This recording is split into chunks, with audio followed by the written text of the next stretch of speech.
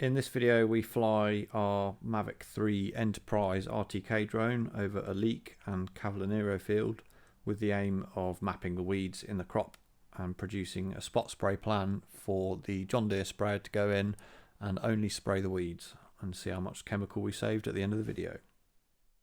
So we use the DJI Pilot 2 app to plan our flight, and I'll do another video on this in depth of how to use it. But yeah, we map the field with that, set our height and parameters, and then we go fly the field. We check it's safe to do so, obviously. Set up our landing area and takeoff area, make sure everything's clear, and then the drone will go fly itself. So it takes off automatically, it lands automatically. If it needs a battery swap, it will come back and land, and I can swap the battery and sort out images. So in this particular flight, I think we had over 1,000 images for this, and that was including raw, RGB and multi-spec images were all captured. So yeah, the goal was, like we said, to map the weeds in the leek field, but the Cavolo Nero field was in there as well, so I did that at the same time. So as you can see, we've started the mission. It's automatically flying, and there's a good example of a weedy patch that we're looking to spray that, and you'll see that patch later on in the video. There's the drone just happily flying up and down. It's a nice day for flying. It was a bit breezy, but the drone handled it well. So with this sort of imagery, cloud cover isn't too critical because we're not doing variable rate stuff. But yeah, this is an example of some of the imagery that we were getting. Really good clear images. And then yeah, once the flight was done, landed on its own, comes straight back down to the pad where it took off. And yeah, this is really cool. Like, it's so accurate. We are using RTK obviously because we want to be able to spot spray exactly where it's seen the weeds. So once the flight's done, I process all the data, and this is what it looks like. Okay, so we've mapped our field, and we've uploaded all the images, like over 1,000 images, to this program, which has stitched them all together for us, so that we can then see like a one layer view of the field, so we can see all the individual leeks where there's gaps, see the little weed there.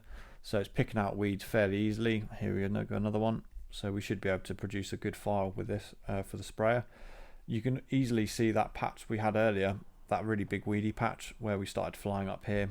So these weeds are really easy to identify, which is good, but it's more the little straggly ones that we're interested in and see how much chemical we can save. So this is the stitched together image, and then we'll go over here to the plant detection run, which they did. So we've got dicot weed, generic grassweed, and then leeks. So the leeks are red, which is the crop, yellow and blue are the weeds. So if we zoom in on this bit, we should then pop it up. There we go. So yeah, found lots and lots of weeds, seeing lots of leeks as well, which is good.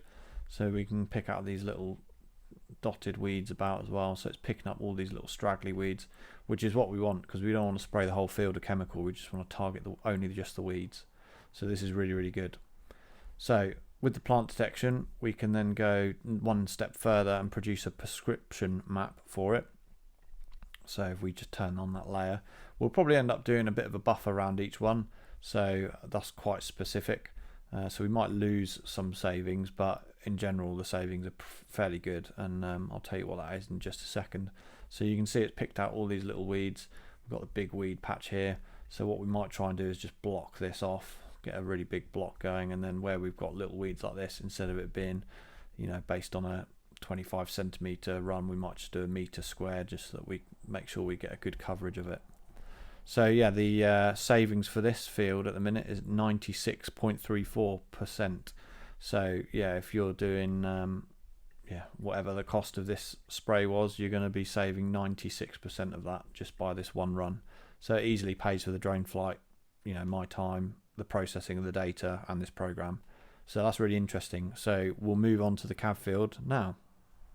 Okay, so this is the Cav field. We've separated it out. You can see the little yellow outline of the field boundary there. So the leek field's obviously still showing because we flew at the same time. So here's the Cav field. So yeah, the Cav field was really interesting because you can see quite a lot of gaps in it as well. So we're going to do like a plant detection run on this as well, so we can see exactly how many plants we've got. Hopefully that'll aid with harvest. We're also doing a run on just spraying the crop. So we did that now, but it hasn't sort of done what we wanted. We're going to do like a big block, but as an example, if we did an application map purely based on the crop, it would look something like this.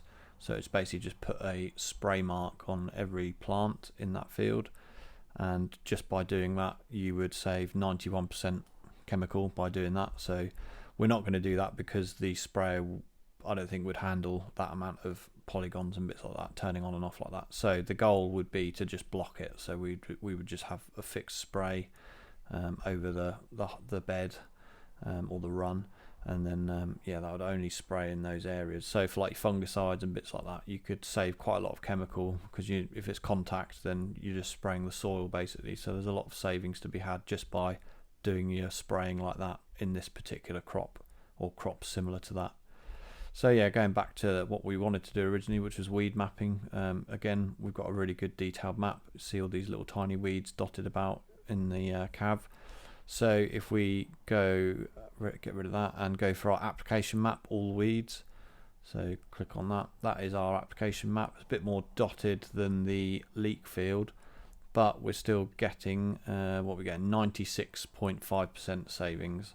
So that's a 4.98 hectare block, this one, and the other one was 8 hectares. So you can do the maths on that, on how much you'd save if that was your bill, chemical bill that you were doing, but I'm guessing it's going to be quite a substantial amount of savings. So again, really interesting results. Down here there's like a good block of cav and some good weeds down there as well. Oh, it's just freezing up on me, but yeah, it's quite interesting to see. And yeah, hopefully we'll be able to do a lot with this customer and yeah, save them a lot of money. We can also look at the plant detection run. So yeah, again, the cav is in red and then the weeds are in yellow.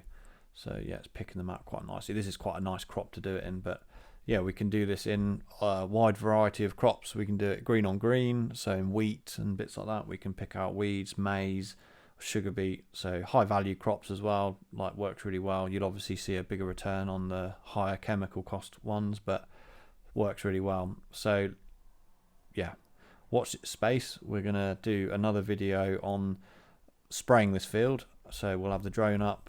We'll get some nice footage of the spot spray happening, but I'll insert a clip now where we're playing around basically on a stubble field with spot spray map. So I'll insert that clip now. So quite a complicated map in the sprayer, but it handled it really well. We just had water through. It was quite a windy day, not a nice day to go spraying, but we were just playing around on this stubble field with it, making sure that the sprayer would work with the files that we were producing, which it did. We'll also do a video on how to upload your shapefiles into the John Deere Op Center, and or how to do it with a USB. So stay tuned for that. If you like this video, please like and subscribe, and yeah, feel free to visit the website, have a look, see what you think. If there's anything useful, get in touch.